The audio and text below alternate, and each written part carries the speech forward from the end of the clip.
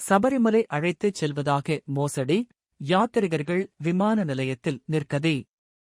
விமான டிக்கெட் இல்லை என்று ஏஜென்சிக்காரர் கையை விரித்ததால் பக்தர்கள் கட்டுநாயக்க பன்சலையில் 4 நாள்களாக தங்கியிருக்கும் சோகம்.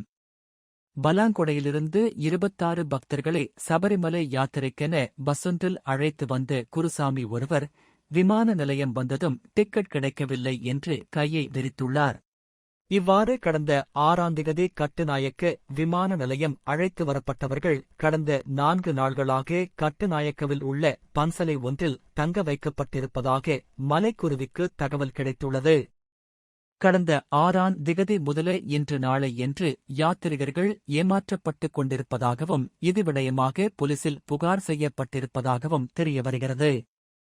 போலீசார் தலையிட்டு ஏஜென்சிக்காரரை பிடித்து விசாரித்தபோது இன்று மாலை செல்லும் வகையில் டிக்கெட் பெற்றுக் கொடுத்திருப்பதாக தெரியவருகிறது.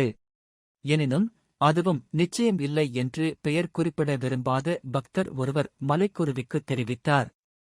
இறக்குவானை பகுதியைச் சேர்ந்த இந்த ஏஜென்சிக்காரர் முதலில் டிக்கெட் பெற்றுத் தருவதாக கூறி தலைமறைவானதாகவும் பின்னர் கண்டுபிடிக்கப்பட்டதாகவும் தெரியவருகிறது.